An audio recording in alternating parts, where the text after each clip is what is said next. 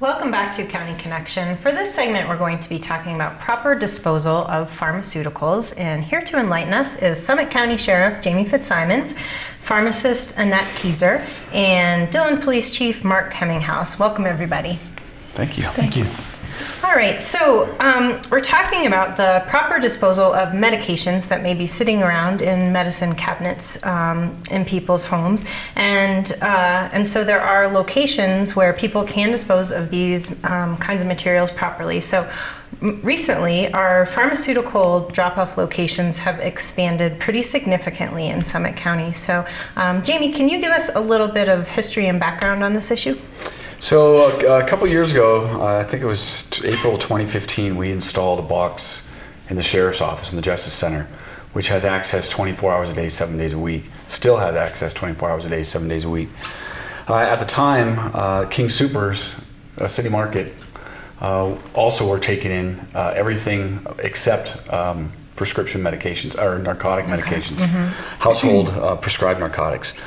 That program went away quickly, and all of a sudden we were inundated with people bringing grocery bags of household narcotics to the Sheriff's Office and dumping them.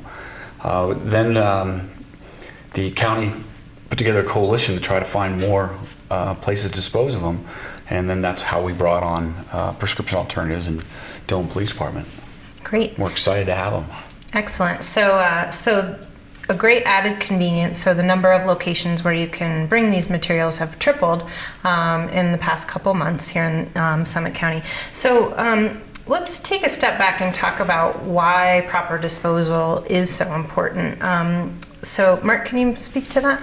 Sure. Just simply as medications sit around the house and accumulate, makes it easy access for other people to get a hold of that shouldn't really have those access to those.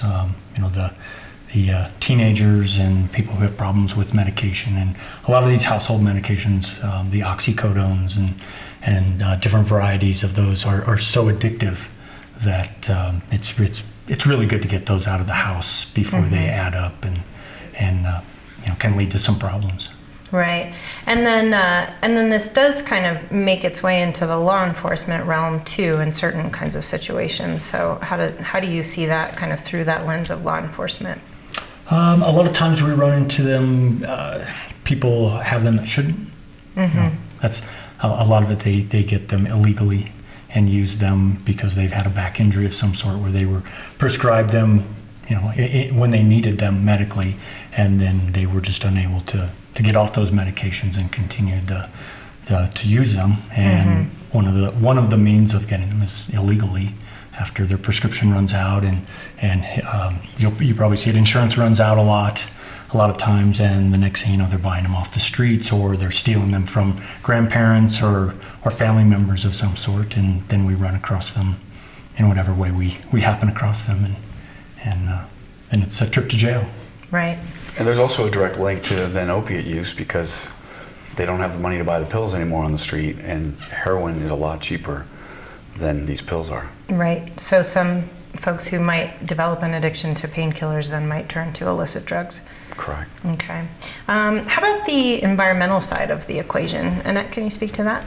Yeah, along with what Mark said of getting it out of the house from people who shouldn't have their hands on them, environmentally it's great to have it, these disposal bins, because otherwise they can get into our water systems and that sort. So having this, they're properly disposed, they're taken away, and getting rid of how they should be, protecting the environment. Right. So some people who may think they're doing the right thing in getting rid of them may think, oh, I should put them down the toilet or down the drain, but in fact, or throw them in the trash. And really that does pose risks to aquatic wildlife, and there are some crazy things going on out there with fish reproductive systems, because a lot of these things get into the systems of aquatic wildlife and impact them. So we want to make sure that we're avoiding that in all of our beautiful lakes and streams up here in the mountains. So how have the regulations related to drug take-back programs changed recently in Colorado? Well, the programs used to all be through the Drug Enforcement Administration, and there were a lot of hurdles to go through, and it's very expensive to dispose. For us to go out and dispose of. There's one location in Colorado to do it, and it's extremely expensive. The state then created this program, the new program, where it's using state funds, general funds, and it's all facilitated through the mail, and it all goes to a facility, disposal facility back east. And so it's a really, really simple program now. Now it's a little different for the pharmacies than it is for law enforcement, but they've really simplified it for law enforcement. Okay, so for folks who may not be familiar with each of your locations, can you talk about the hours and an exact location, any kind of things people need to know about how to access the bins in your facilities? So ours is the Justice Center there in Breckenridge. It's in the lobby. You can access it 24/7. We prefer that people come in during regular court business hours, 8 to 5, but it is accessible 24/7, and it is under surveillance. We also have the addition to a needle sharps bin there that people can bring their needles, and we dispose of those through a partnership with public health.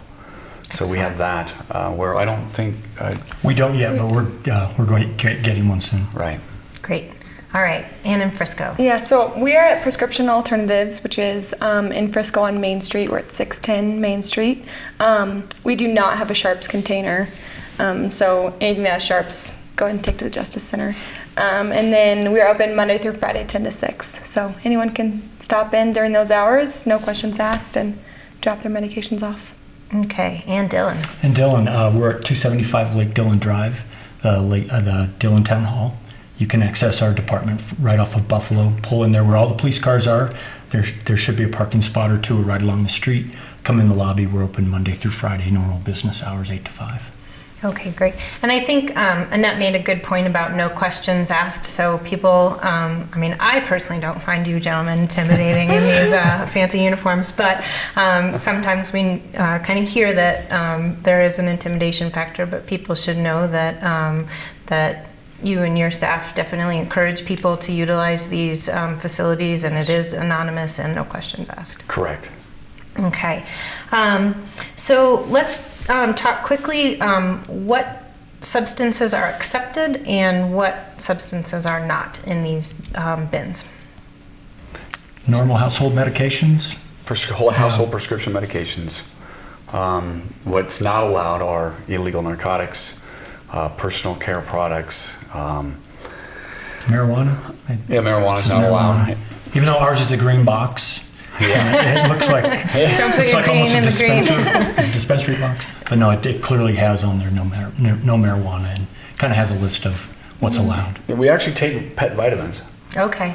So, and as Mark said, it actually says on the outside of the bin there is a list of prohibited and allowed substances. So you can go through the list, and we ask you, please don't put something in there that doesn't belong there. Okay. No chemo agents as well. Oh, okay. And what's the reasoning behind that? Toxicity. Okay. And exposure. I think those have other means of getting rid of. So. Okay, but the vast majority of prescription medications, over-the-counter medications, and then don't bring, again, those personal care products like sunscreen, things, shampoo, things like that shouldn't go in there. Peroxide is real bad. All right. And then, and we do have some information on various folks' websites that also have that information as well. Correct. In terms of all the details. Yeah, that's on our website. All right, and where else can people find information on this topic if they'd like to learn more? State of Colorado, they can certainly find information on there. Okay. Lots and lots of pages of information. State of Colorado website. Okay, great. And then they've to specifically address some of the misuse and abuse issues. There's a state website called TakeMedsSeriously.org that goes into a lot more detail on some of the issues that we've been discussing here today. Right. Yeah, it's just the reason I mentioned the state's website is because it's the easiest place to start. Okay, and from there you can navigate down all of those different avenues. All right, perfect. Is there anything else that any of you would like to add? No, we're just happy to be part of this program. It's a great program. Yeah. Thrilled. All right. So be sure to take advantage of that. Don't let those medications sit around languishing in your medicine cabinet where they are vulnerable to misuse.